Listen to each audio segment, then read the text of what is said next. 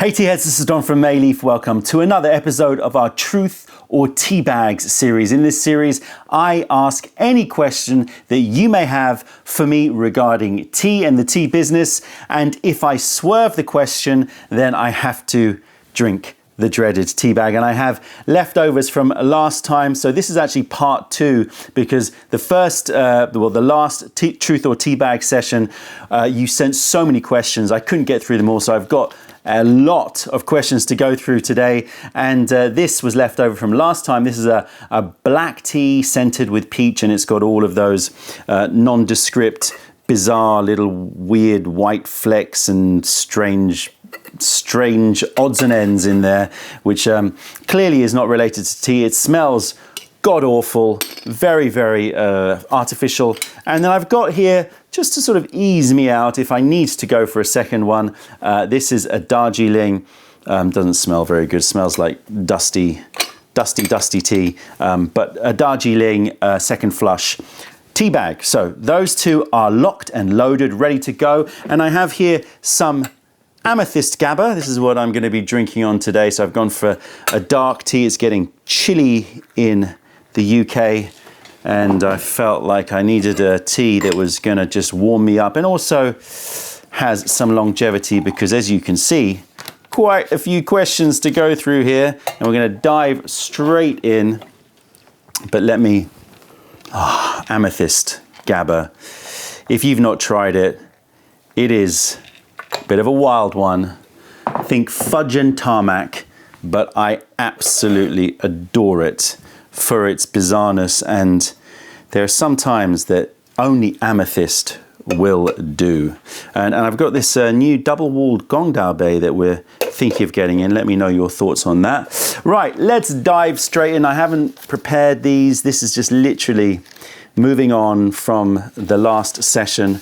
Here we go.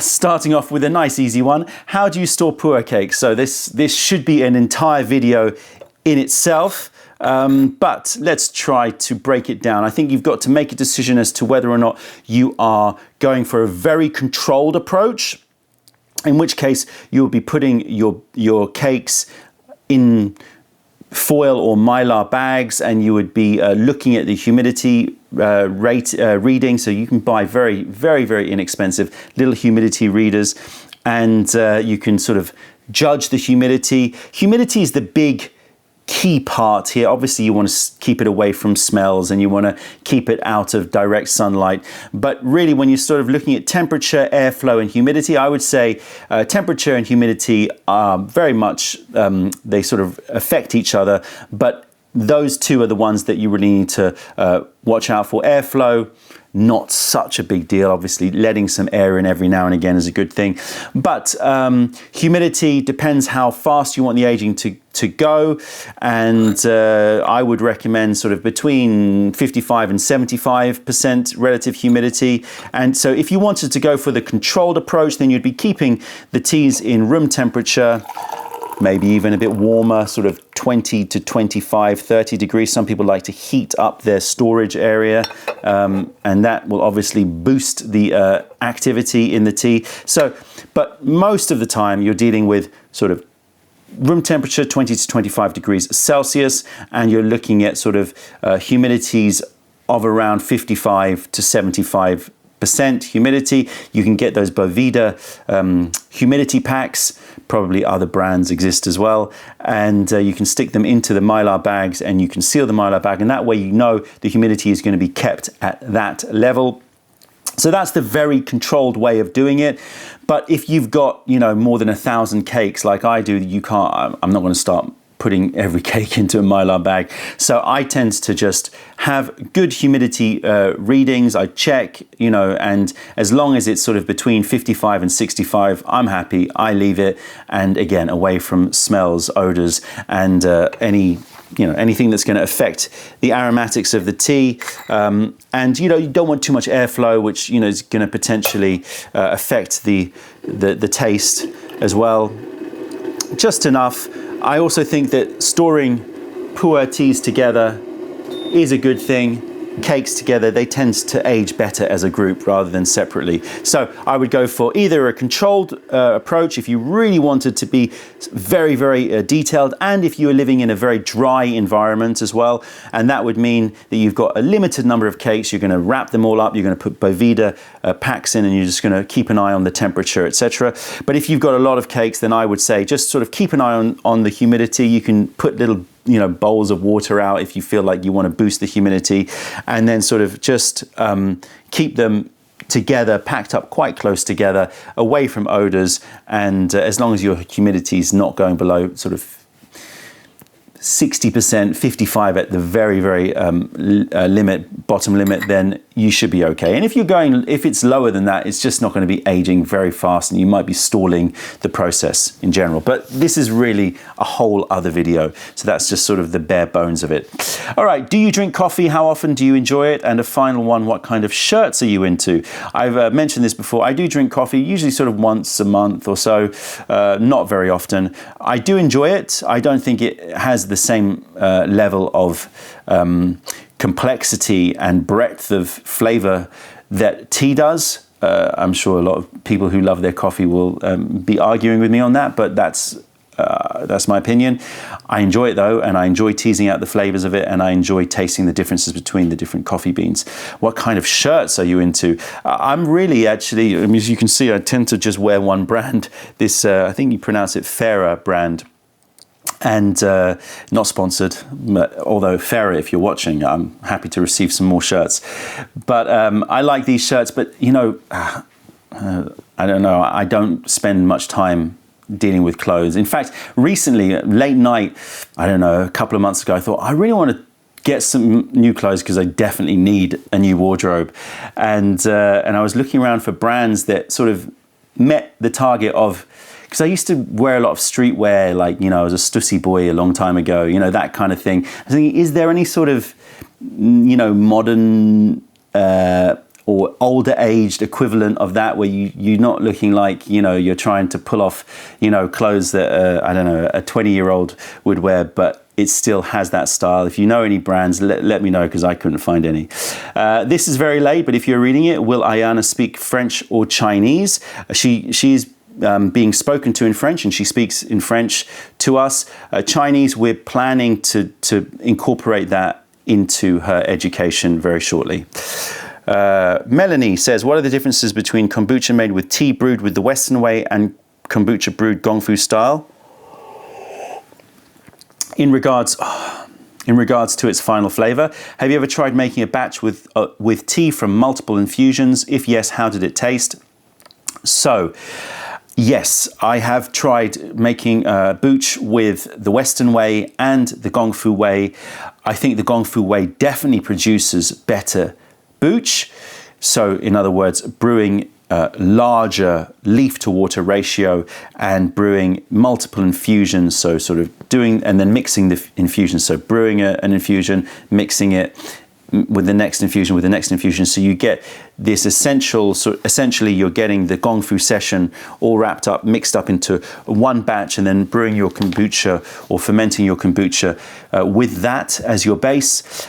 It does make a difference, but the level of difference compared with Western style, I do not think warrants the use of all of those leaves, unless you are planning to really cold brew those leaves afterwards and make the most out of them. I didn't feel that whilst there is a definite difference, and if you are making very small batch booch for yourself, then I would recommend doing it that way. But if you're looking to make sort of relatively large quantities, I didn't feel that it was worth the use of those leaves, because overall that fermentation phase really breaks down a lot of the flavors or changes the flavors to such an extent that you notice it, but it's not a huge deal. And I would recommend that what you do afterwards is then cold brew your booch with good tea. Then you're getting an amazing tea, amazing kombucha, tea squared. So what tea do you or would you drink on a daily basis? My daily driver has always been Imperial Green Longjing. Now that obviously changes, and I've with all the teas that we have, we're constantly changing. So it's very rare that I'll drink the same tea day in, day out. And certainly it's very rare for me to even drink the same tea 2 days in a row. But historically, and still I would say, you know, that's the tea that is just, I always grab it whenever I'm just sort of can't make a decision. I've got too many things to do. I'll just grab Imperial Green and drink that. So that's a daily driver for me. What is your worst tea sourcing story? Well, of course, we've had many situations where we've had tea that's arrived. Well, I would say many. We've had a handful of situations over the years where tea has arrived and it's not met our specifications. In other words, the sample did not match up with what arrived on our doorstep, and that's always a big frustration and a big headache for us. We've had teas going missing in transit. That's always a big nightmare for us. We've had teas which weren't packed properly. So jasmine tea was put in the same box as, you know, a high-end Sri Jingui and like wrecked the Sri Jingui because, you know, it's been scented with that inevitable smell. So you've had lots of these kinds of things where you've had supplier mistakes. I'm guessing you're asking for like tea sourcing stories at origin. I've been in multiple situations where I've been in sort of squirmish situation where I've spent a lot of time with a producer, but I don't like their teas.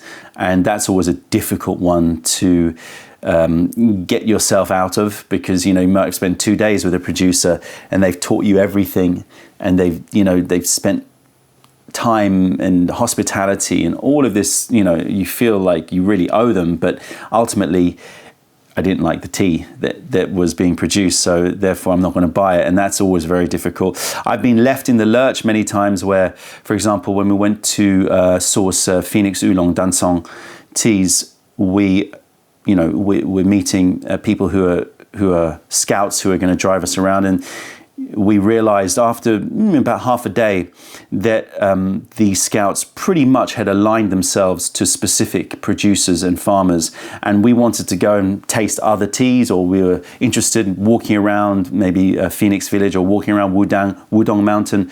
We were seeing other producers and we were thinking, oh, we want to taste that, and you could see that there was not an appetite for helping us to source from anywhere that we wanted, and clearly they had already made their deals with farmers previously, and when we sort of talked to them about this, they just left us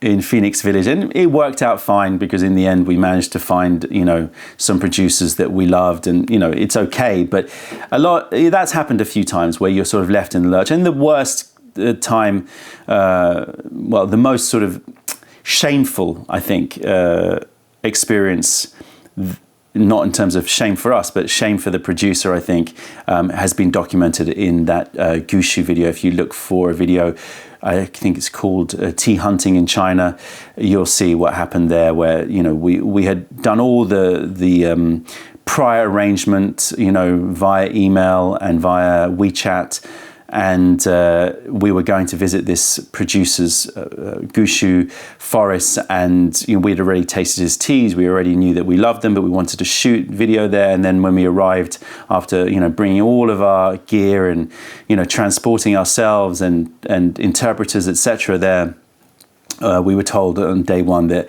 we needed to sign a contract guaranteeing that we were going to pay an obscene amount of money in terms of orders over the next year, which we weren't prepared to do.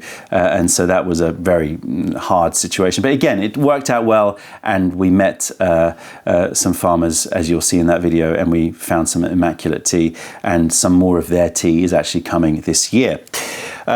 Peace and Happiness writes, why don't you change your mic setup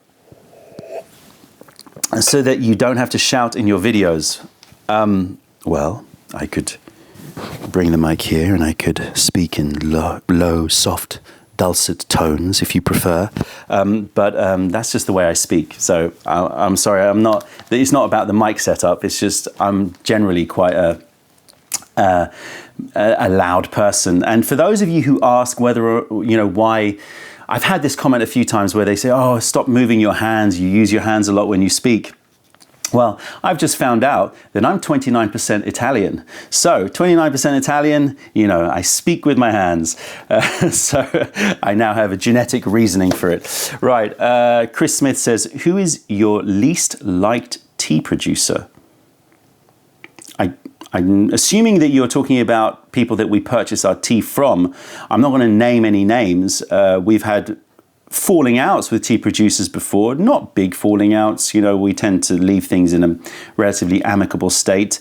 I do get frustrated with, I can think of one tea producer who always sends samples of his tea way too late. You know, when I'm trying to select between different teas, and I know that this really good producer has still not sent me the samples, it sort of holds everything up because I really want to taste his teas, and I'm pushing him to send me his teas, and he's always, you know, oh, it's always going to be next week and the next week and then the next week, and it tends to drag it out a little bit, and then that really sort of causes a lot of frustration and a little bit of stress, because, you know, the ones that I do like, I'm thinking, can I hold them? And then the producer's calling me up saying, I can't hold this tea, I'm selling it on. And then, you know, I'm sort of gambling, and it causes a lot of stress. So yeah, there are a couple of producers, but one in particular who tends to always give me a lot of stress every year. What is your favorite type of tea? We've answered this question many times before. That First of all, it's an impossible question to answer, but if you were forcing me to choose a desert island tea, it would be Shang Pu'er, simply because of the variation in flavors and just because I love it. Any trick to drink young Shang Pu'er for sensitive stomachs? Brew light. And that means not reducing the quantity of tea leaves, but brew in cooler water and for shorter time, and see how you get on there. Always have some food, maybe line your stomach a little bit beforehand with a little bit of, you know, congee or rice or something, just to line your stomach if you feel like it's a bit sensitive. If you choose a tea to drink daily, for example, autumn light, what is better to use? The same TEAWARE? Washing with cold water at the end of the session and use the same TEAWARE the next day, or with the TEAWARE perfectly clean each new session? If I'm understanding your question, I think you're asking, if I'm going to drink the same tea, then is it better to just give it a quick rinse and then brew again with the same TEAWARE the next day, with the idea being potentially that the tea stains on it would contribute to the flavor? I'm sort of reading between the lines here. Short answer, no, I would always brew with clean TEAWARE. And if you want that seasoning effect, then you're going to be using clay, and you would still be washing the pot, just you wouldn't be using any detergents. Are there any teas that help with easing depression and anxiety? Okay, so always difficult when you're dealing with a question that's dealing with a sort of a medical condition, and it depends on how severe the depression is, how severe the anxiety is, what is causing it, whether or not you can remove those blocks in your life. I would say that tea itself, just the act of sitting, taking time, holding space and being present, can certainly ease a lot of psycho-emotional issues like depression and anxiety. It is, in a sense, a form of meditation. Clearly, tea also has compounds, especially L-theanine, that helps to regulate mood, but it also has caffeine in, which may exacerbate or have an issue. You know, it may trigger you to feel worse. So you've got to always feel out what is right for you. I think that you should be trusting a lot of your instincts and how you feel about certain things. Obviously, if you feel it's necessary, go and seek some medical advice, either from, you know, a doctor. Obviously, we have a Chinese medical clinic, and we treat a lot of people with depression and anxiety. So you may want to see other modalities as well. Get a broad spectrum picture of options, and then select what's good for you. In terms of tisanes, baby leaf kuding and chrysanthemum are very cooling, relaxing, calming tisanes. You may want to move into the arenas of sort of St. John's wort, but be very careful with that because, you know, you want to make sure that those can be very, very powerful and you want to make sure it's not interacting with maybe any other medication you're taking. So I don't know your medical background. Obviously, I can't dive in and sort of give you too much advice there, but I would say feel it out, but make sure that you have those sessions. Take that time for yourself. I think a lot of people don't, you know, a lot of people think of the biochemical aspect of what should they put in their body, but the environment and the space and your lifestyle and your giving time for yourself, I think are very key important parts that should not be ignored. Loose leaf tea is way stronger and just higher quality than the tea bags you can get at the grocery store, right? Not necessarily. You can get low quality loose leaf tea, you can get weaker loose leaf tea, but in general, yes. I mean, I would say 90% of the time, loose leaf is higher quality. 90%, 80% of the time, loose leaf tea is higher quality than what you find in your tea bags. When will we have a chance to have a Mayleaf shop in the EU zone or a warehouse so that we may pay lower shipping and customs charges? So first of all,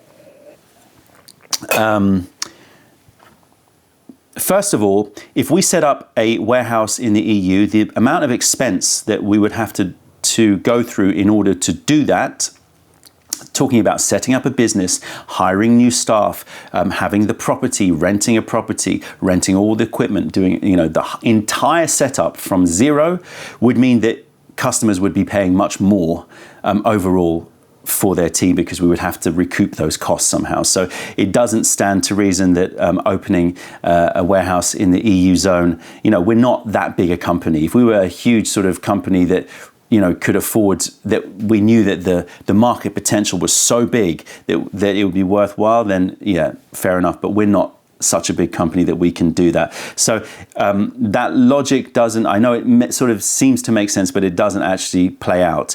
The costs would actually go up. Secondly, we have got an intermediary in France, an agent in France. That means that we now have iOS available on the website. I'm going to do a video about iOS, I think probably next week.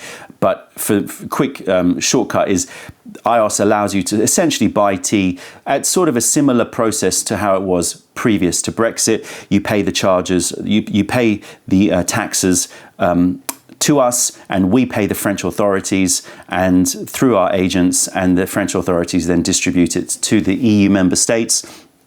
That doesn't mean that the shipping is any cheaper, of course, although we have just recently negotiated cheaper shipping prices in general, so you should see a reduction in that. I'll talk about all of that in the next video, but we have done, I think, the absolute most that we can do to make sure that we reduce costs for EU clients and give the best possible shipping options. We've had a lot of teething problems with iOS, but not our fault. That's to do with the EU member states. Again, I'll deal with that later, but the short answer to your question is we do have an intermediary in France. It does mean that you're not going to be paying any customs charges, although you should never pay customs charges anyway, because we've got a UK-EU trade deal. But those handling fees, which I think a lot of people confuse with the customs charges, they are taken away, so you don't have to pay any handling fees. So if you go online and you purchase from us, and it's under 150 euros, it will qualify for iOS, no handling fees, and no customs charges as well. Marina says, what's your best entailed customer story? I find it difficult. I think I've said most of the customer stories. So, you know, the woman who was peeing out on the street because she was always keeping us from locking up, and she always wanted to go to the toilet just when we were about to, well after locking up time, and it was her thing. She just wanted that. She just wanted to wind us up, I think, and we refused one time, and she went and peed out on the street in front of the shop. So you've heard all these stories before if you've watched some of my previous videos. You know, a woman who just would always attend my lectures every single time, front row, and I would say to her, "You've seen this lecture 20 times already. Why, you know, you don't?" And she would always say, "No, I'm always learning something new." Very, very sort of interesting characters. You know, a lot of customers who I think fancy members of the Mayleaf team would see a lot of that sort of happening, where they would sort of be coming in and hanging around a lot. Lots of things like that. Lots of great customers internationally. Really, lots of good dialogue. I can't think of anything off the top of my head in terms of people being really kind and sending us, just this. There's so much goodness out there, but I can't think of any particular story. I think one thing that I always really, that I think is worth mentioning, and shout out to some of the Mayleaf staff. Quite a few of the Mayleaf staff were customers, and that came, visited, had tea with us, and we had chats, and then realised that our mutual passion for tea meant that it would be a great thing to work together. And so I think that's a really nice story as well, that customers become part of the team, part of the crew, and work with us. And George, Adrian in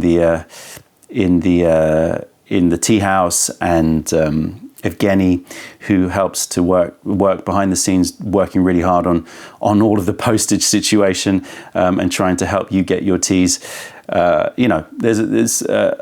think that's a really nice part of, that's a nice customer story. Anyway, where do all your samples that are unfinished go? To the bin or used for a later sip down? Well, I have to shamefully admit that if you were sniffing around our bins recently, if you knew where we lived, that you would have seen about 3 bin bags full of tea, because we've had a recent clear out. And before you all shout at me and scream and go, how dare you throw away high quality tea, and a lot of it is very high quality tea, and it was painful to do. Let me just say this. The samples are tiny bags like that, and the amount that's sort of left over after we finish sampling is probably enough for 1 session. And, we've got thousands of them. And they are, so the act of trying to take these thousands of opened bags with one session left and trying to hold on to it. So we do obviously hold on to ones that we really love, the ones that got ticked, obviously most of the time we purchased those teas, so we have them in stock anyway, but sometimes there were teas that we really loved that for whatever reason we couldn't purchase, so we do keep those. But there have been plenty of teas, and it will continue to be the fact that there are plenty of teas that we have to throw away. We do sometimes give them to staff, and we do sort of collate them and bring them in and give them to staff, or we do little taste-offs, etc. But the sheer quantity that comes in, there's no way that we could ever drink through them, and they just literally take up. We reach a point where our place is, we're just tripping over teas all the time. So once a year, we tend to do a big, grouping and go through all the teas. And yes, a lot of them get drunk as much as we can, but there are some that get thrown away. And as I said, they're sort of very small quantities of each one. If we have a large quantity of one and it's a really good tea, then obviously we'll look to sort of give it out to staff and friends. Is there a sequel to Calamansi Swooper? When you say that, Tea Rebel, are you saying from the same place? I don't think there's a Dahe Shan coming in this year. I'm probably wrong. I don't think there is, but there are some teas which have a very similar, there is a tea that I can think of that has a very similar flavor profile. What's in your pocket? Keys? This is bizarre. I don't know why I'm doing this. A few coins and keys. That's it. That's in my pocket. Strange question.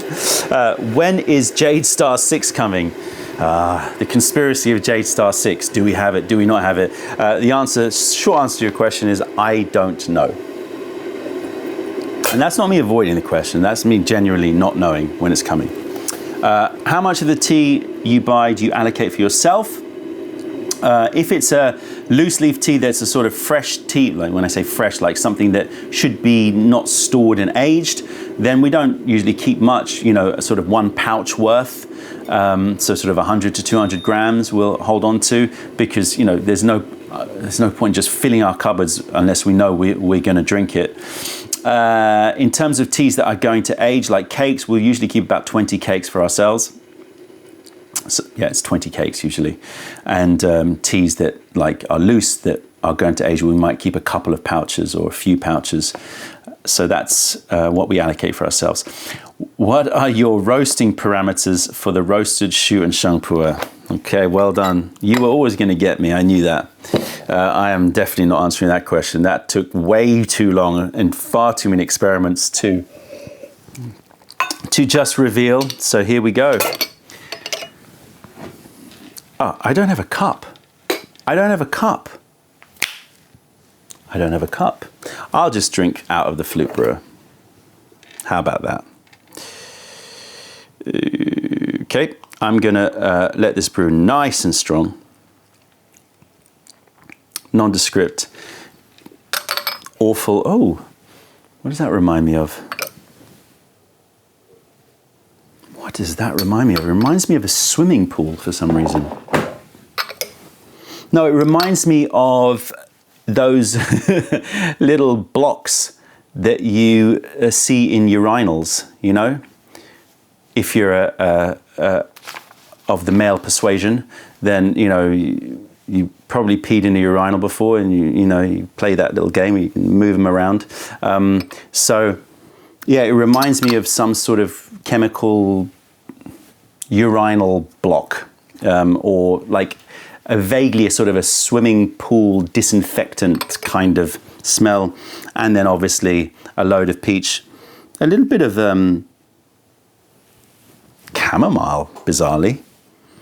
We'll move on, let that brew very strong. State your entire tea inventory and yearly turnover. Okay, so 2 questions.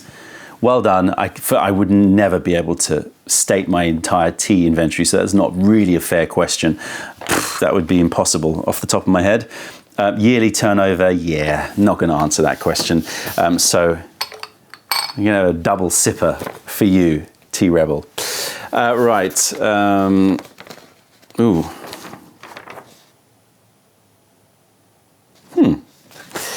Half a question here. I've clearly got the wrong order, so apologies if some questions get mixed or missed. I'm going to move on to the next one. What did you and Celine do for work other than Mayleaf? Oh, so I run a couple of other businesses. So I run Acumedic Clinic, which is a Chinese medical clinic, which means that I'm running the whole process of how the clinic works. I'm dealing with the sort of day-to-day, well, I'm not dealing with the day-to-day, but I am problem solving, finding strategies, moving forwards, hiring staff, reviewing staff, reviewing, the whole thing about business, promotion, marketing, and making sure our clients are happy, etc. I'm also involved in medical supplies, so I'm involved in the design and manufacture of medical devices. I'm in charge of making sure that they meet relevant EU and UK standards. So I'm involved a lot in medical device legislation and law. I'm involved in running the retail shop as well, and not just the tea house, but we have also a professional sales shop. I'm also chairman of institutes regarding Chinese medicine, and I'm involved in a lot of integrative health outreach, political discussions, trying to look at how we can improve the overall state of healthcare in the UK, but also worldwide, because the same concepts apply regarding trying to create a sustainable healthcare system that looks upstream is not just reactive and dependent upon interventions. So I'm involved heavily in that. I could go on, but I think that those are the main points. Celine, she's working, as am I, not working, but a lot of our time is spent raising our daughter, and she's doing a lot of work managing like tea house. So she helps to run the tea house, works on new items that are going to be added to the bar, obviously works on all of the artwork as well, and she does a lot behind the scenes.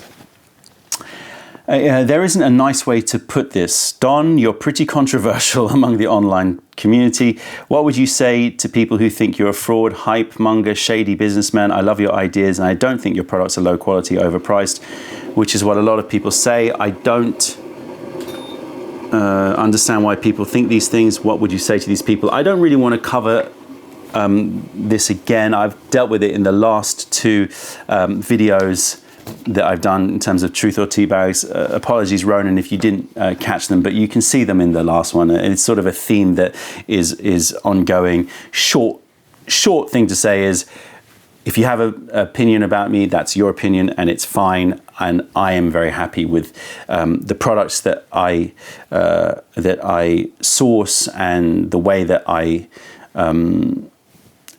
present them, and I think that everyone's entitled to their opinion about whether or not something is high, low, meets the quality, meets their expectations, they don't like, pricing points, etc. I think as somebody who has been in this for 20 years, I think I'm pretty well equipped to know what the right price points are and what the value is of the tea that we're sourcing, but everyone's entitled to their opinion, and let that always be the case. I'm happy for other people to express their opinions.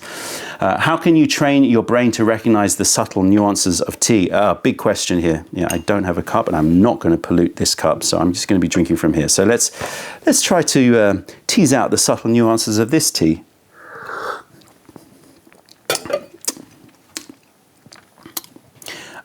Good thing is I've left it long enough, I think, that most of the, I was going to say most of the chemical aromatics have gone, but they've now just left a coating on my mouth. Nasty. Artificial sweetener type of aspartame sort of bittersweet coating on my mouth. Very, very little, in fact, non-existent tea taste. There is a zero black tea taste in this. It just tastes like a diet drink, so using artificial sweetener. Yeah, peach flavored, but very artificial, peach flavored, and leaves a very claggy, nasty, not enjoyable, sweet taste in my mouth.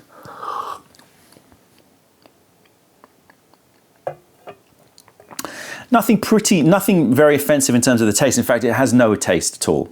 It is all just aroma, and the aroma is just artificial peach and sweet. Yeah.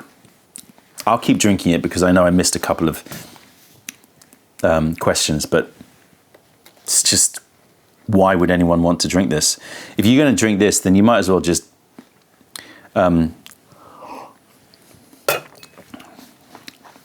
get yourself a can of the sort of lowest grade diet soda or something. It's just, I don't see the point of it at all. How can you train your brain to recognize the subtle nuances of tea? This is something that I think requires a much longer video, and I'm planning to do that. It's going to be the last video that we do as part of our Foundations of Tea series with Halter. I'm going to shoot that hopefully in a couple of weeks. Oh yeah, here it comes. My stomach does not like artificial scents and chemical aromas like that. So apologies for all of the belching that's going to come now. I think that there's a lot to dive into and unpack when you are trying to tease out nuances of tea. And unpack is probably the right word to use, because it is about, like, you can just approach a tea and just taste it and not go through the process of trying to tease out the nuances and try to communicate those nuances. But if you do it, it's an unpacking process, and it's partly conscious and partly subconscious. And what I mean by that is, whilst you can see those flavor wheels and you can sort of dive into them and try to work out, what fruit is it, and is it a stone fruit, and try to get more detailed. And it's a sort of a very analytical approach. I also think that a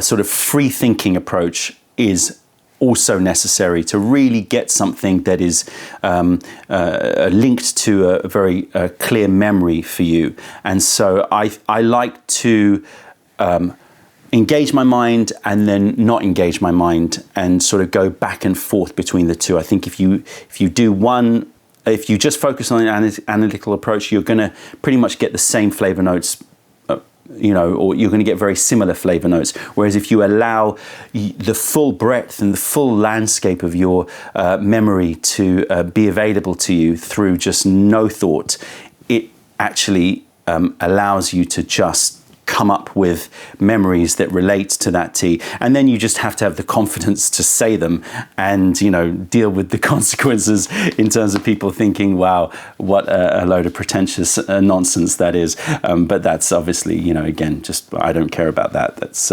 if it's a genuine memory and that's how I feel about the tea, then that's how I feel about the tea. So I would say it's a combination of those two approaches, but obviously, there's a lot more to dive into in terms of technique, and we're going to try to deal with do a video about that shortly. Will Mayleaf ever accept Bitcoin as payment? Yes, we're working on that at the moment. I forgot. If you only had the option of drinking one tea type, what would it be? Again, Sheng Pu'er, because of the breadth of flavors and because I like the effect as well. Any topics you won't touch in your videos for political or philosophical reasons? I haven't created a list of don't go there topics. I'm very conscious of the fact that, I am, my main purpose, I guess, is to talk about tea. And so, is there any appetite for people out there to hear me talk about other things? I go off topic and I talk about things that I think are sort of in the orbit of tea, like talking about Taoism, talking about truth, talking about the concept of value, talking about concepts of consciousness. So I sort of move into those more sort of philosophical arenas. I have no problem talking about politics and philosophy. I am keenly aware how easily people are triggered by even the most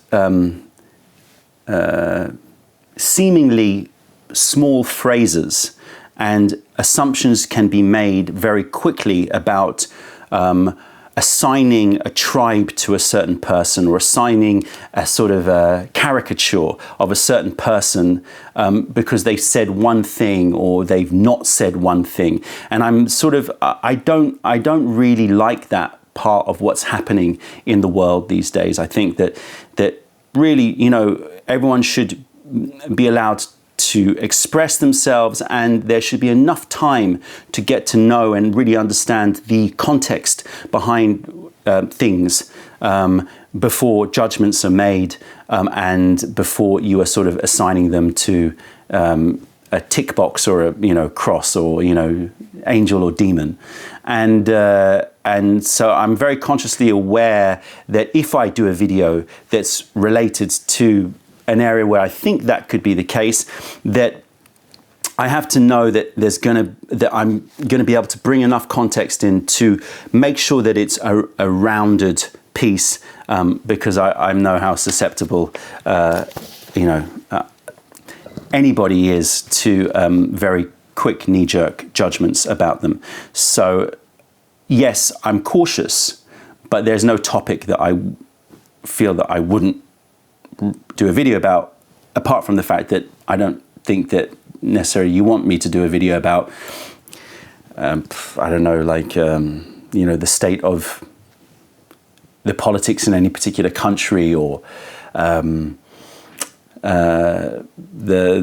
technocrats and whether or not they're good or evil, etc., etc., etc. But, you know, if you're interested in more videos, then let me know and we can consider them.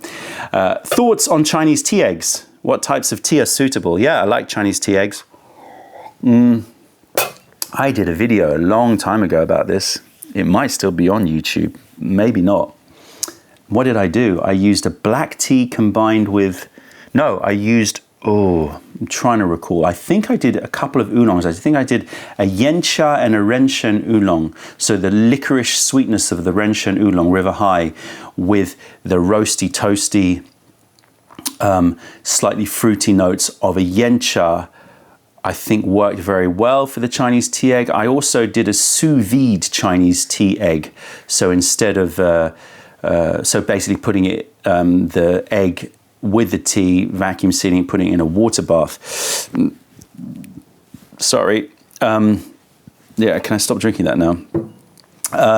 And that was really good. So it just sort of kept the yolk a little bit more in that nice sort of semi-viscous state. Ways to bring back life into a half-finished ripe pu'er cake.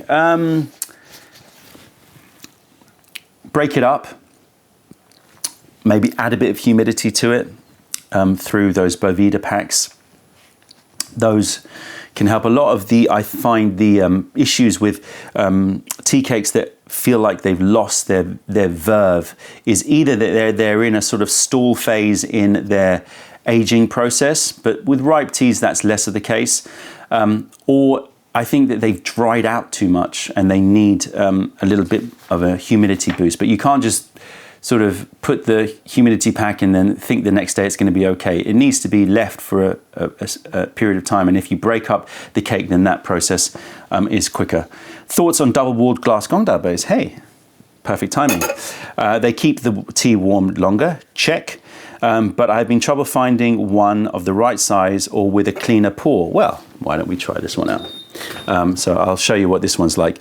I agree with you. The pour is one of the hardest things to get right because double-walled glass, you've got, you know, 2 layers and coming to a nice point with a clean pour is one of the challenges.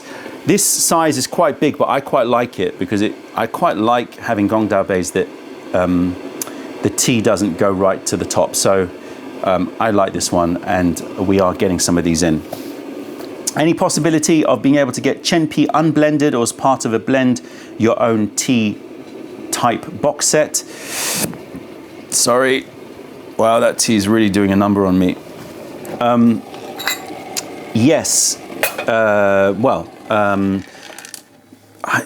Chenpi, so you're basically asking whether or not Chenpi, which is aged tangerine peel, whether or not we're thinking of selling it just standalone by itself, and then you can blend with your own tea. I could do. I'll consider it.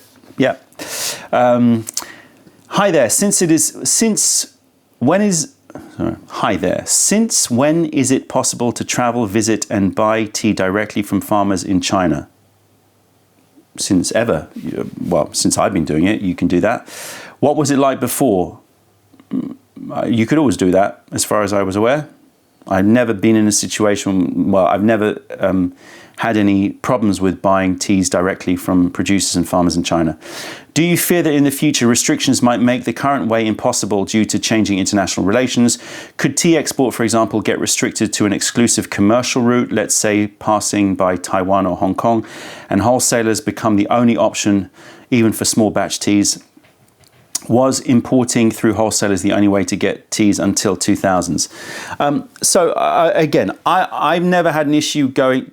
There were always wholesalers, but I've never had an issue going to China and speaking to farmers and trying to get those teas, apart from all of the sort of swings, roundabouts, and hoops you need to jump through in order to get your tea on a boat, which can be a bit of a logistical nightmare, a bit of a bureaucratic nightmare. There's a lot of paperwork that you can try to do or try to avoid. There's whiskey deals that you do to try and get tea on boats. It's a bit of a dark art, so I understand what you mean there. Whether or not I am worried about the future, honestly, yes. I think that there's a very good chance that it's going to be very, very difficult to source teas in the way that we're sourcing them in the future, because there's a lot more bureaucracy is coming in that I can see, and a lot more restrictions, and a lot more sort of takeovers by larger companies and conglomerates to sort of dominate the import-export market, and I am genuinely worried about it. So let's see the pour on this. Pretty clean, I think. You would agree. Do it again. Yeah, I mean, I'm very happy with that. So let's move on to the next one. What has been your most frustrating experience during your tea travels? Communication can sometimes be strained. If you get, we've built up relationships with producers and interpreters over the years. So we know we've got some interpreters that I know are very, very good, that are very passionate about tea, that know the sort of level of questioning that I want and go through. But on occasions, or more than on occasions, quite often, we found that a struggle has been trying to tease out the intricacies of a process or reasoning behind something, because of either the producer or farmer not being very willing or not able, and able is another part of it, to explain the reason why. A lot of times techniques and processes are done simply through history, and they don't really have a reason for it that they can understand, but they just do it because it makes better tea.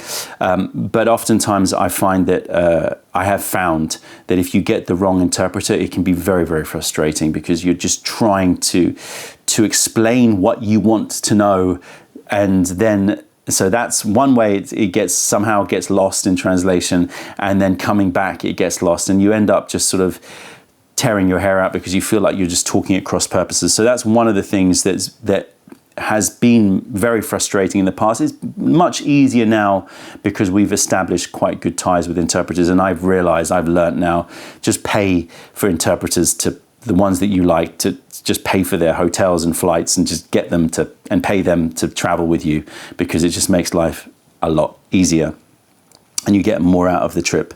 Also, it's very frustrating when you go on your tea travels and you don't find tea. That has happened many times, where we go, we spend time, money, effort going, and whilst we always get something out of it, if you don't come out with some new supplier or some new producer, some new amazing tea, it can be a bit frustrating. It feels like, it didn't quite work out, and that's always a bit annoying. Are you planning to go tea sourcing as a family with Ayana when it's possible again, or will it be only you from now on? Unknown. It depends upon when we're able to travel again, and how old she is, and what's happening. So we don't know. But it'll either be one of those two. What has been the most exhilarating experience during your tea travels? Always finding that incredible tea and learning something that just blows your mind, and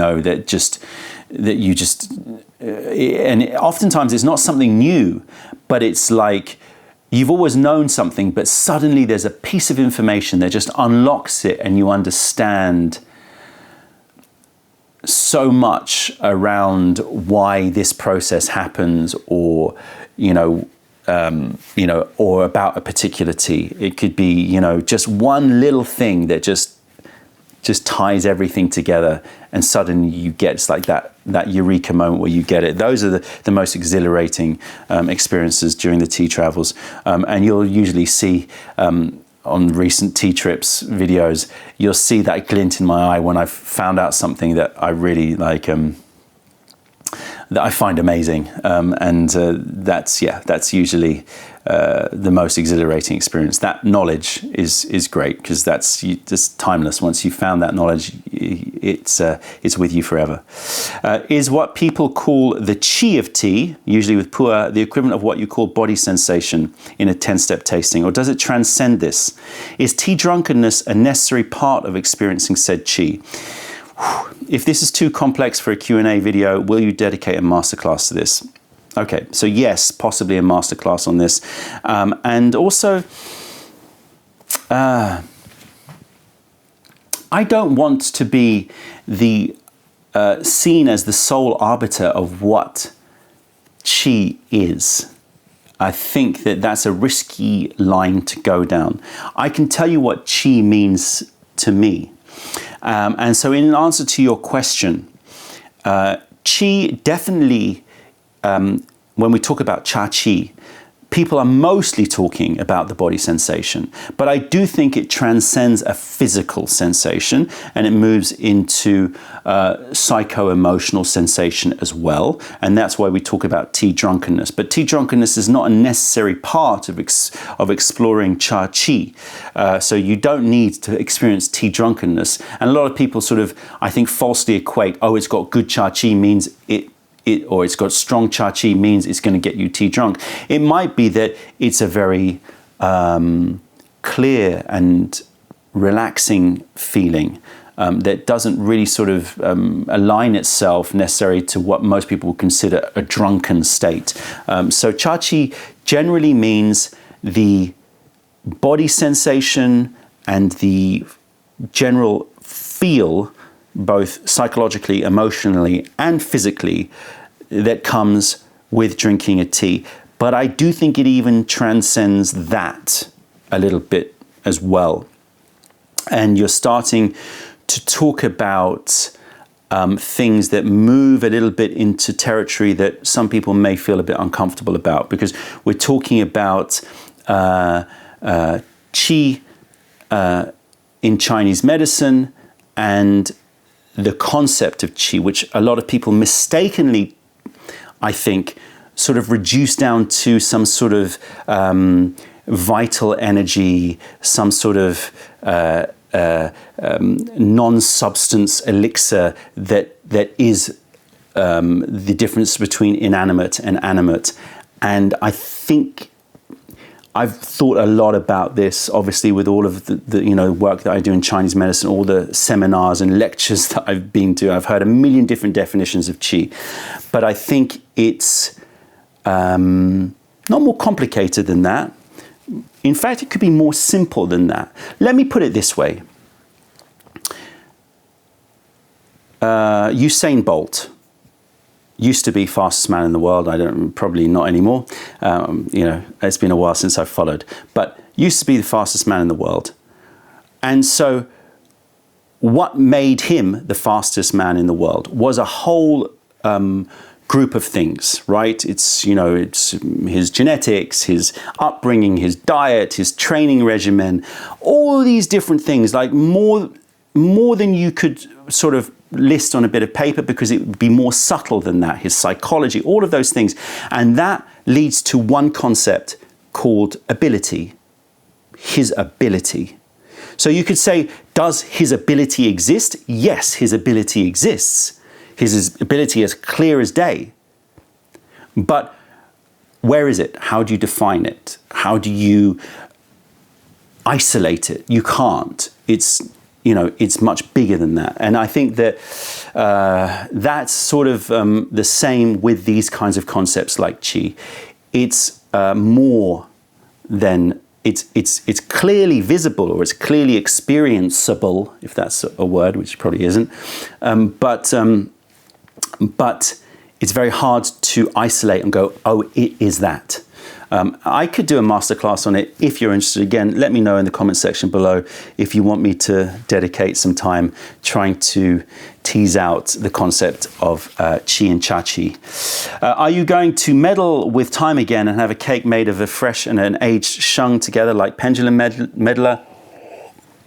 For those of you who don't know, pendulum meddler was a tea where we combined two shung pu'ers with quite a wide age difference to see how they would age together, so that there was this continuous sort of dynamic between the two. I really love that tea. Very, very interesting tea. Probably, you know, very different from all the other teas we've ever produced. Will we do it again? Possibly, maybe. It's not on our radar. We've got other sort of experiments that we have on our radar. But yeah, I'm not against doing it again. I think it would be, we would have to find the right material that we would think it would work. I don't want to just sort of jam two teas together that I think, oh, this is a cool concept. But it would be something that I really would like to taste and see if it works. But I'm not against the idea. How many gaiwans and teapots did you break? It must be approaching the 100 mark, probably. Have you made a bad tea? Have you made bad tea storage where it became mouldy? Not tea storage. I've obviously left tea in pots and it's gone mouldy and it's destroyed the pots for. So that is not what you're asking, but that has happened. Bad tea storage. It's very difficult in the UK to get tea to go mouldy because the temperatures aren't that high and the humidity is not high enough. So no is the answer to that. Do you know Chinese? Very, very little. Yidian Dian. American store, we've talked about this before, probably, possibly, maybe. But right now, with all of the madness and chaos that's happening in the world and all the logistics that we're having to deal with, it's quite far away from our mind. It was actually closer to our mind a couple of years ago, but you know, another thing you can blame COVID for. Who do you love more, your daughter or Celine? Rude. Rude question. And it's not about tea. I'll drink from the tea bag, but I could swerve that one.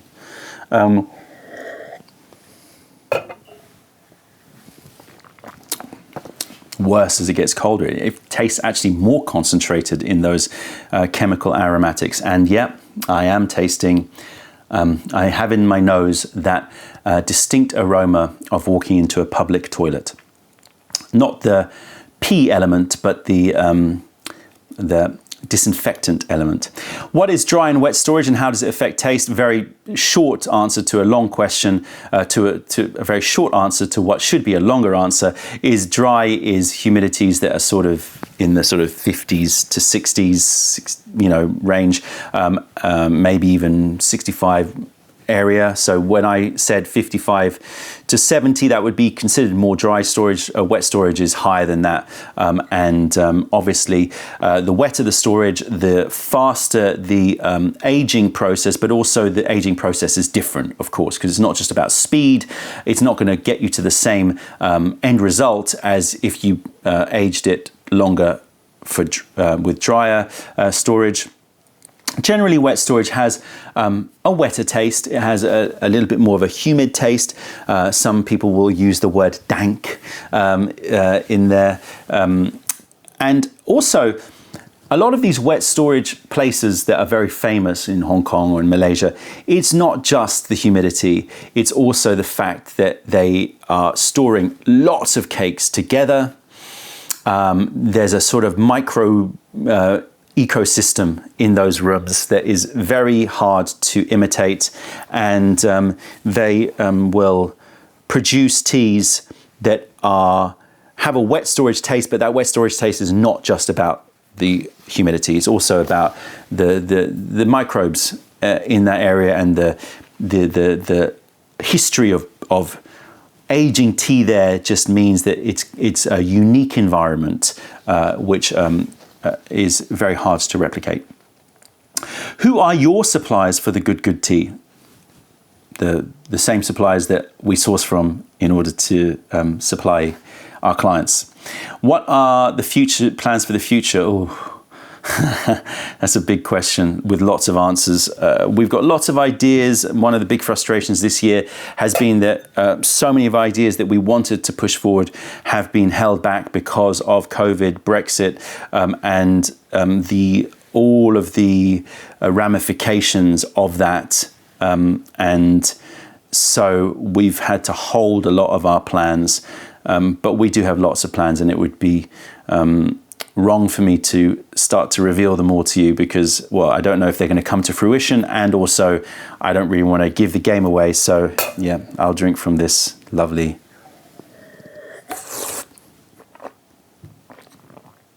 I try to pretend it's something good.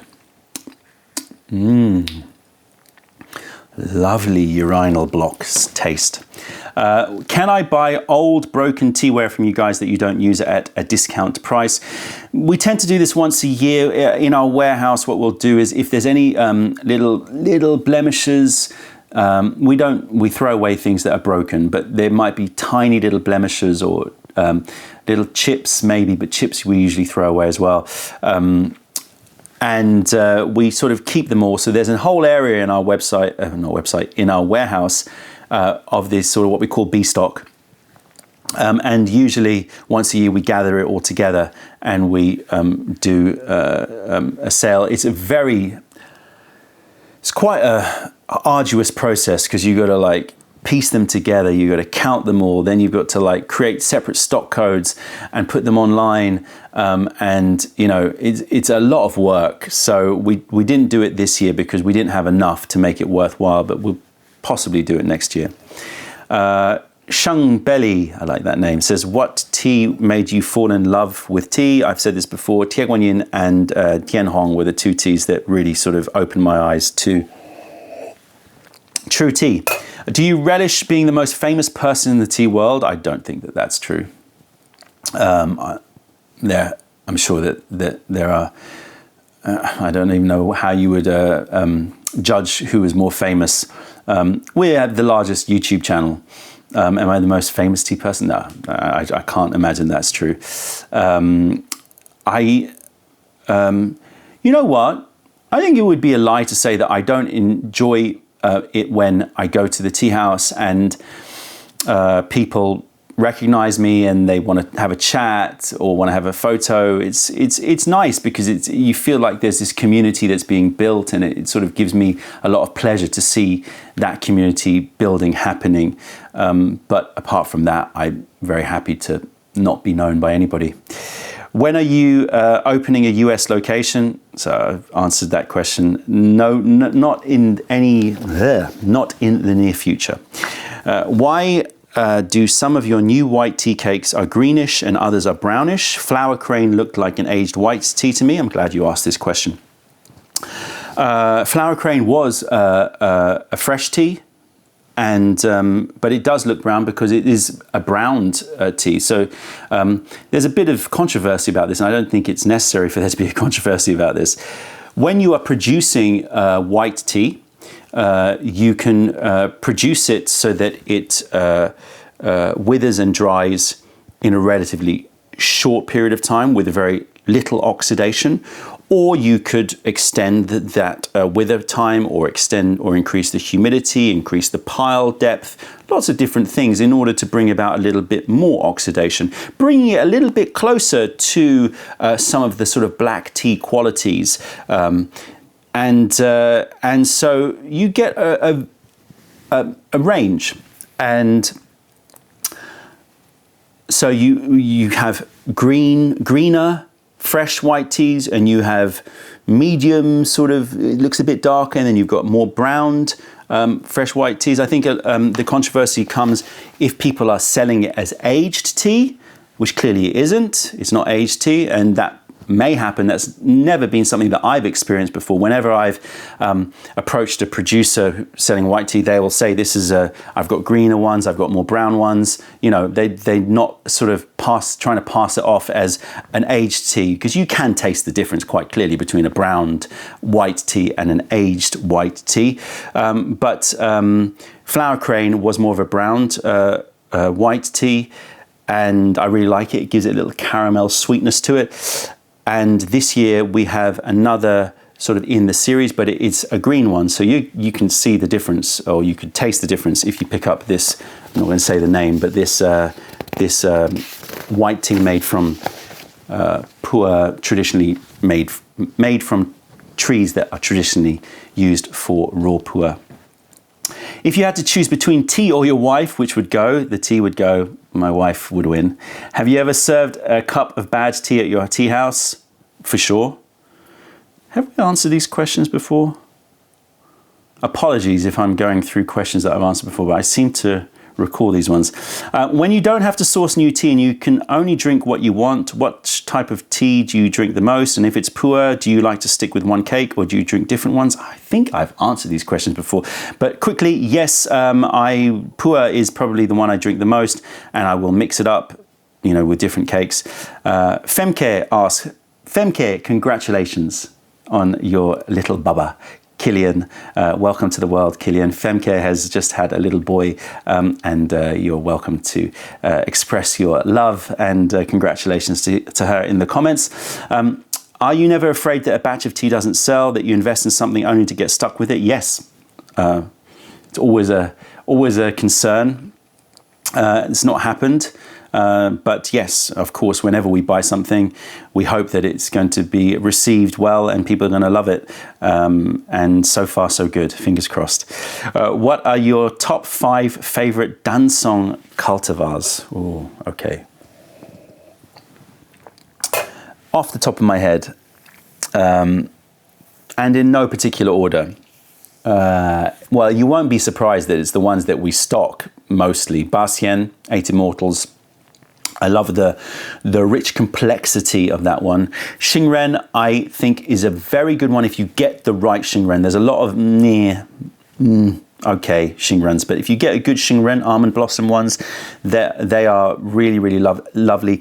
Sort of have enough nuttiness and enough creaminess, but also have some body to back it up. Yasha Dakshit, I think, is the sort of most dessert-like of all of the cultivars. In general, very sort of rich, rounded, creamy, and warming. Milan, I mean, it is the most common, but it is, I have an absolute love affair with Milan Xiang Dansong Raw Peach Orchid. I would probably class it as my number 1, just simply because it is just such an archetypal dansong flavor, and if you get a good one, it is just unbeatable. Dongfang Hong Oriental Red is a dansong cultivar that I've only tasted once, and it might be that just I've sort of mythologized it in my head, and it's because I just missed it. And you may have heard me tell this story before, but I tasted it, I loved it. I was haggling over price, and whilst I was haggling over price, some Chinese sellers walked in, chucked a load of cash on the table and bought the whole lot. And I was just like, that's always stuck in my memory. And it was very, very floral, very, very sweet, and I really enjoyed that. How much input does Celine have over which teas you stock? Does she just help out when she has time, or she's always part of the process? She's generally always part of the final process. So I'll do a lot of pre-tasting, but when I'm sort of shortlisted teas, I'll usually bring her in for a second opinion, and she is definitely part of that process. What are some of the most overrated and underrated teas in general? How about in the Mayleaf store?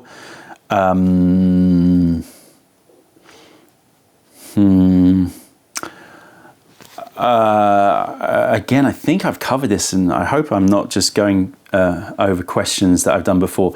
Overrated. I don't want to say overrated, but generally I am, and this is something that I have said on numerous occasions, so no big shock to everybody, but I'm not usually a huge fan, or I think that this tea type is often talked about, but often underwhelming for me, is Shui Shen. Shui Shen is a very broad, it's very broad for me to say that, but yencha, shuishen yencha, which is the classic, it's the original, it's the one of the origins of yencha, this cultivar, especially Laocong shuishen, so old bush shuishen, and it's revered and loved throughout Wuyi, which is why I find it so disturbing to me that I just can't I can't quite get. I have tasted maybe a handful of shuishens that I've really, really loved, but the vast majority I just don't think live up to the expectation. So, I just don't know what it is. If it's my taste, potentially, or if it's just, that I don't get why everyone gets worked up about shuishen. Now, having said that, as I said, I have tasted some really good Laocong shuishen and it is excellent, but for the most part, I think it's a relatively overrated tea for my tastes. And overrated is the wrong word. It doesn't really appeal to my palate, probably is the best way to say it. Underrated, underrated teas. Underrated teas. You know what? Let's go to Taiwan and we'll talk about the gabbas because we're talking about the Mayleaf selection. I know that amber gabba is our most popular gabba tea, and for good reason, and I totally understand why. Excellent tea and has a universal appeal. But I do think that amethyst and ruby gabba offer something very, very unique, and a lot of people sort of taste the gabbas and maybe taste the amber and go, oh yeah, that's my favorite, and then forget the others. But ruby and amethyst, they have a unique time and place, and I think that, I don't know if it's underrated, but maybe can get sort of glossed over a little bit because there's a tea which sort of shines out above them. I know that for a lot of tea heads, raw pu'er is their favorite tea type. I've tried several shungs of various ages, and while I like them, they don't blow my mind like some other teas do. What tips do you have for developing more of a taste for raw pu'er? Very good question. I don't think that you're alone in this, and I think that a lot of people can feel at first glance or with their first experiences, they see videos or they hear about people waxing lyrical, poetically about their love of sheng pu'er and how amazing it is, and then they go to drink it and they go, I don't quite get it. We did a video actually with George about this, so go check it out. I think it's called How to Taste Raw Pu'er. So go check that one out if you've not tasted it already. If you have not checked it already. I'm trying to rush a little bit because I can see that we're well over an hour and 15 minutes and I've got so many questions to go through, but I'll keep it calm. It's not the tea. But I would say this, first of all, don't worry if you're not like falling in love with something. It's not a criticism of your ability to taste. But secondly, raw pu'er is a very in some ways, a very wild and, how to put this? It has a sort of very foundational tea taste. It's got this sort of big leaf variety, a Samaka tea taste. And for some people, the nuances in sheng pu'er can be a little bit difficult to isolate or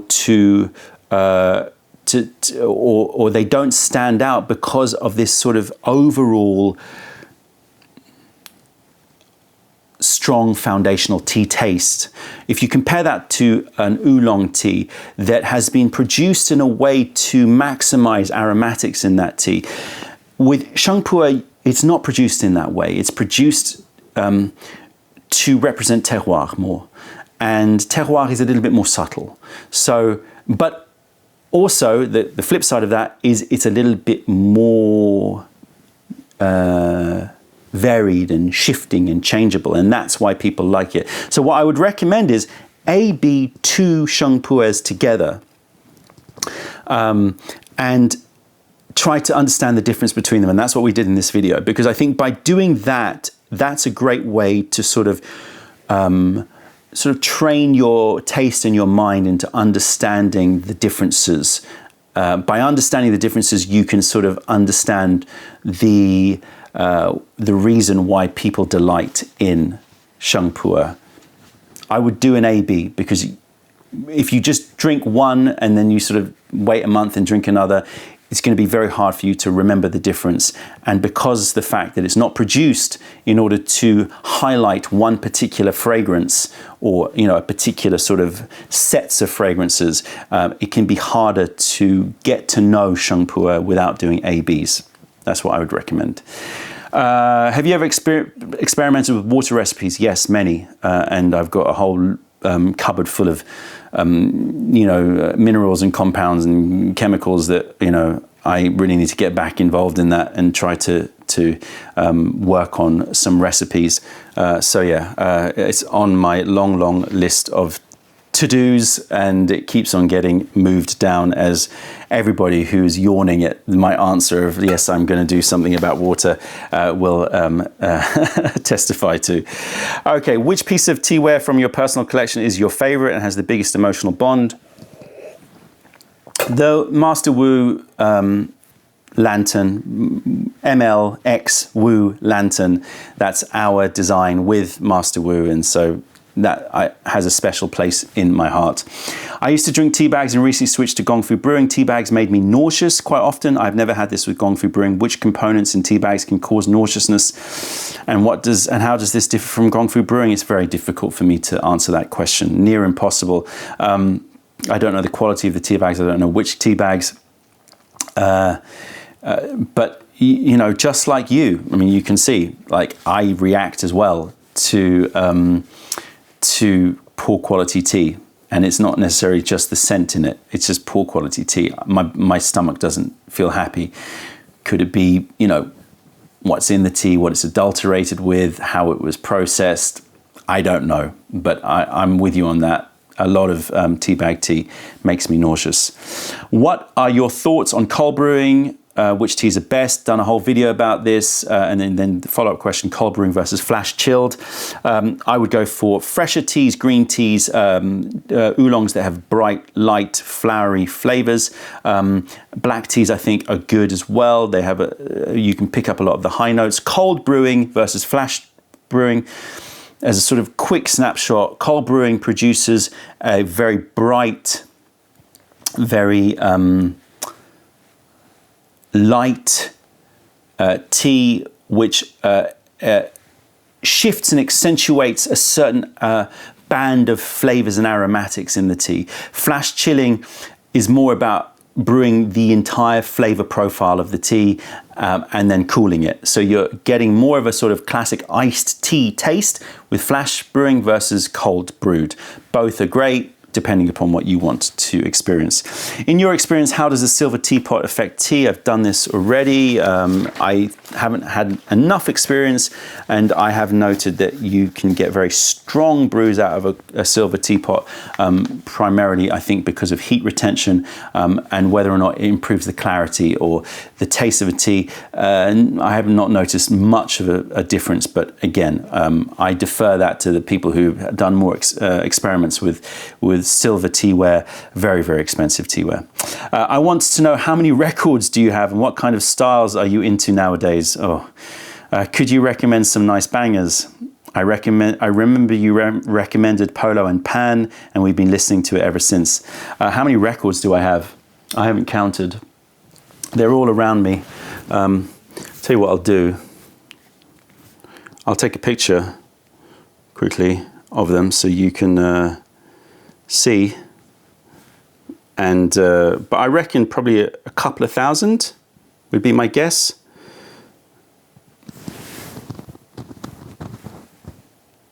One here. This is not everything, but in fact it's quite cut off, but you can at least see what I'm surrounded by. A couple of thousand, I reckon. But I've stopped buying vinyl as of maybe about, I don't know, 5-10 years ago. So that's a couple of thousand from way back when. What am I listening to? So I'm really, really, really bad, as all my friends will tell you, at like trying to pick out names for music. It's just one of my blind spots for some reason. I just can't do it. I've been listening to a lot of drum and bass recently, actually.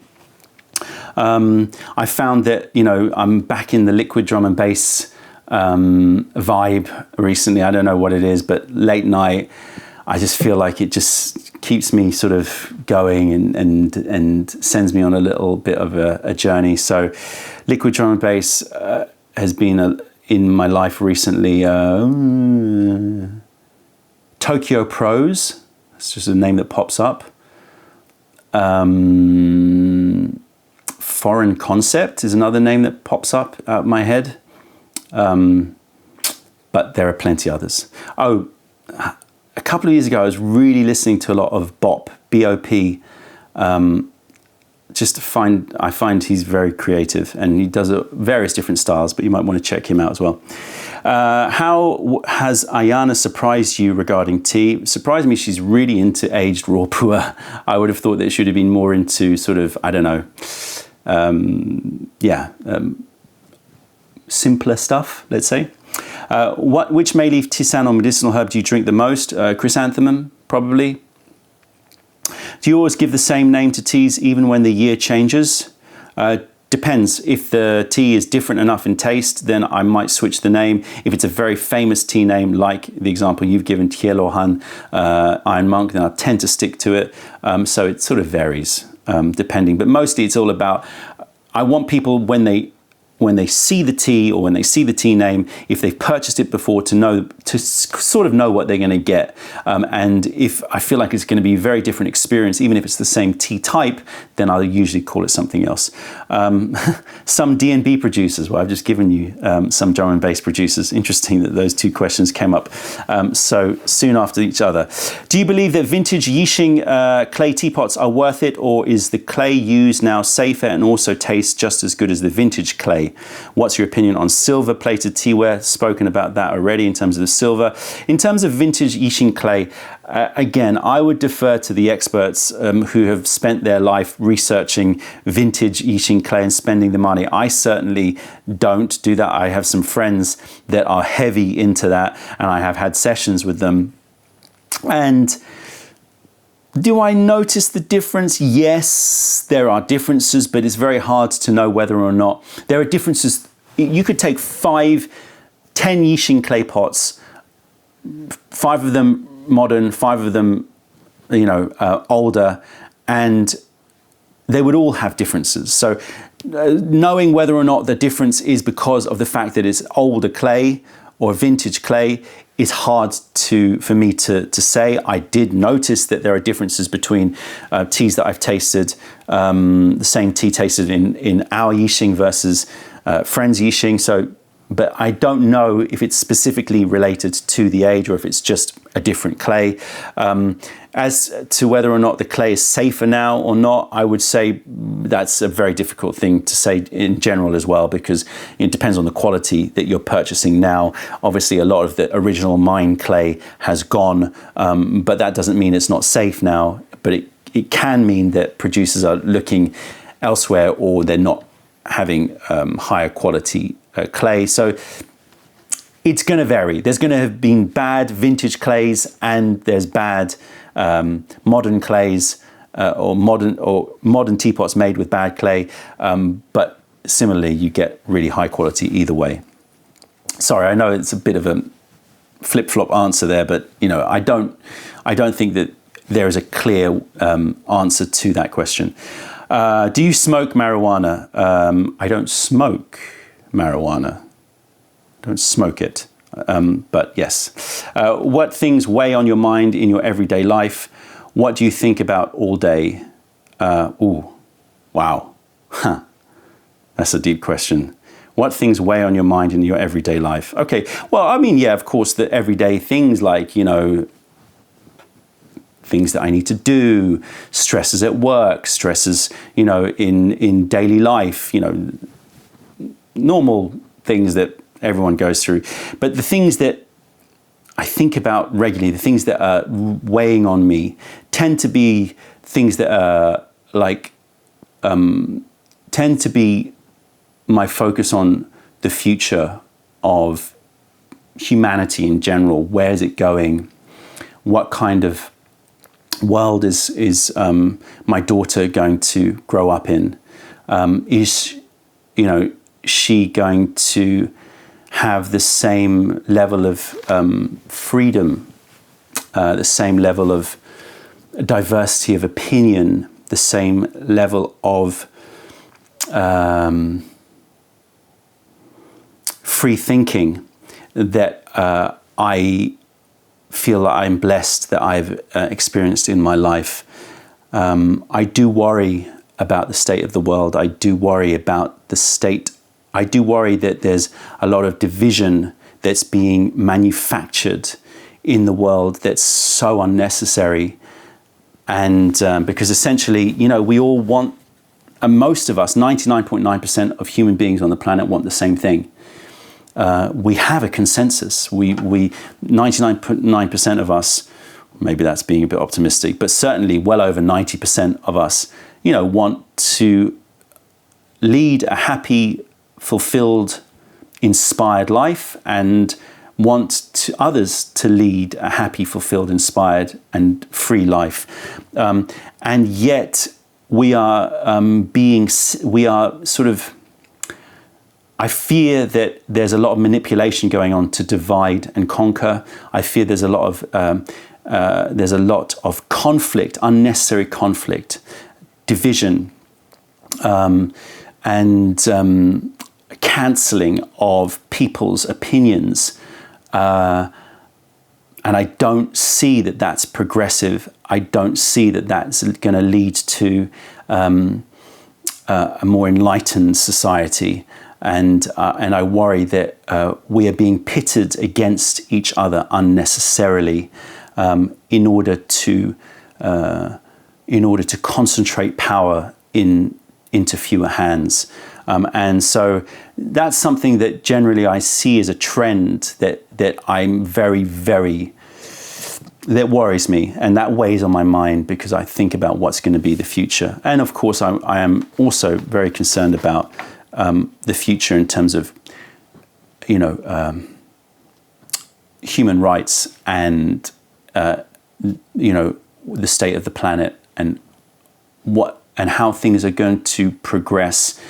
I get the feeling that there needs to be some quite serious things happening in the world, or there needs to be some quite big paradigm shifts in the world in order to bring about a reset that is going to, I don't mean the Great Reset, but a reset that is going to lead to a path for a more enlightened future for everybody.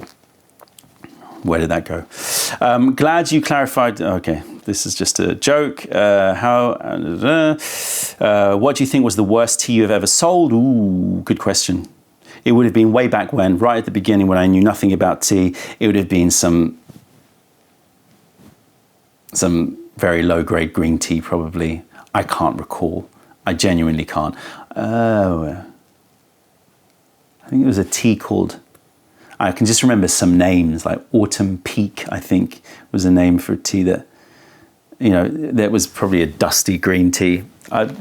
Believe me, right at the beginning, before I really got into understanding tea, I was, you know, sourcing probably what I would class now pretty meh teas. So, I mean, you know, thankfully, I'm glad to say that, you know, things have improved a lot since then. And, you know, who knows? Maybe in 10 years' time, we would have found a new echelon of teas that I didn't know about before. And the same will be said in 10 years' time. I doubt it, but you never know. How many brewing vessels are in your personal collection?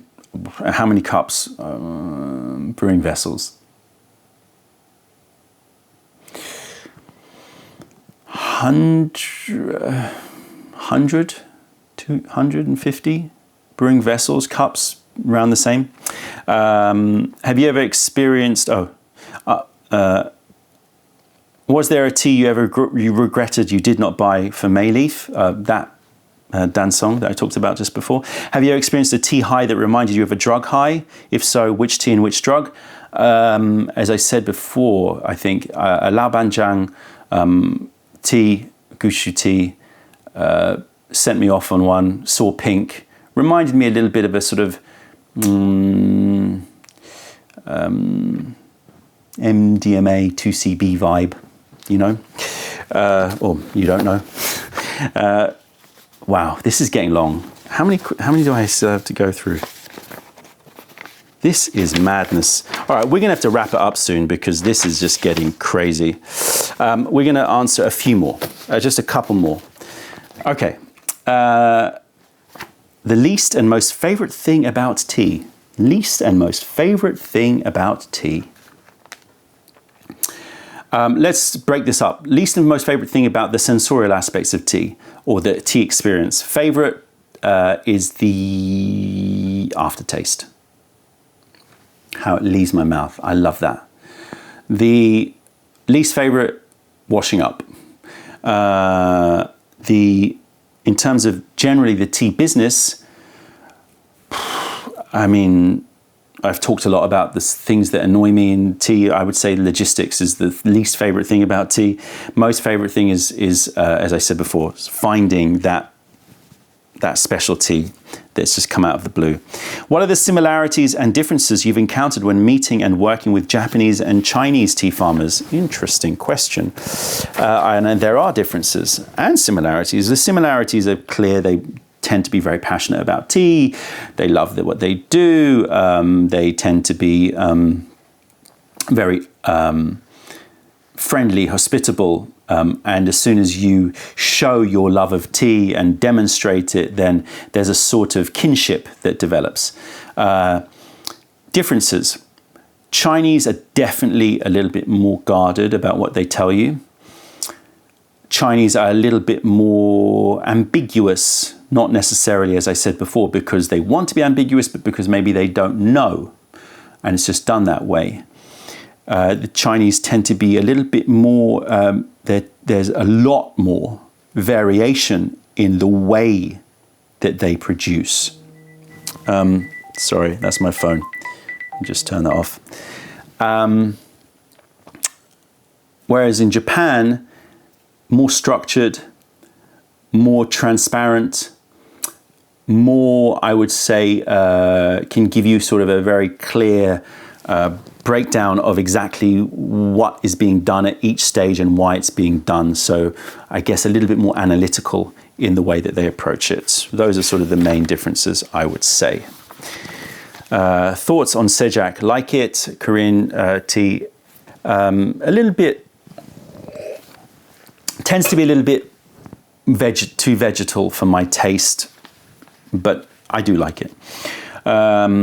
What's something embarrassing that you said or did while tea drunk? You can't really recall anything really embarrassing. I have reacted quite strongly. I remember tasting some aged white teas and really reacting quite strongly to the point where I could feel like the people were sort of worried about me, and they were bringing out, like, you know, things to raise my blood sugar, and, you know, it was certainly, I felt really like I empty stomach, tasting way too many aged white teas, and made an error there. And that's happened a few times. Last time I was in Xiamen, the same thing happened. I don't think, that was not a good look, and probably didn't come across that great for the people that I was with. You know, they were a bit worried about me because they could see that I was not doing that well. Usually this is off the back of back-to-back tasting with other producers. Then you go and see another producer and you've already had multiple brews, but for them, this is like the first brew. And so it just sort of builds up and gets to the point where I remember having to be sat down by a producer and like just brought to a quiet room just to and just talked quietly to me because, and then receiving texts from him saying, please be careful with how much you're drinking. And, there was a genuine worry. So nothing particularly embarrassing, but just, clearly seeing me just pushing my boundaries a little bit. Right, let's answer one more question. Let me just sort of scan through quickly. What is your opinion on tea sommeliers and tea master certifications? I get this question asked a lot. Are they worth getting for people who want to start a tea business? Listen, everything you do in terms of courses on tea are great. I mean, the more information you get, the more experience you have are great things. Whether or not you need a certification, whether or not that certification gives you some extra value, I don't particularly think so. I don't think that the tea industry is structured in such a way that it requires you. It doesn't have that structure in place. And while some people are trying to move towards that structure, I am sort of more resistant to it. I think, you know, tea should be just, you know, I don't know. I'm not like, just generally, I'm a little bit allergic to the idea of a formal education in something. I tend to be more of the opinion that the best education is just doing and learning, tasting, experiencing, and you can do all of that without spending money on certification. But if you feel that that sort of structured learning is right for you, then absolutely do it. And I'm certainly not dissing the courses out there. I'm sure that there's some very knowledgeable people teaching some very good courses out there, but go and do some research before you dive in. All right, listen, way too many questions. I was way too ambitious to think I could get through them all. Wow. Anyway, I hope that this has been useful for you, that it's been interesting. If you want me to do more of these Q&As, then please let me know. If you're fed up with these Q&As and you don't want to hear me talking about these things anymore, then do let me know as well. You know what, you know, I'm here to answer any questions if you would like me to. I can certainly do some more and maybe do another call to get some more questions sent. But as you can see, so many to go through. That's it, tea heads. I hope that you enjoyed this, and I'll see you at the next video. Bye.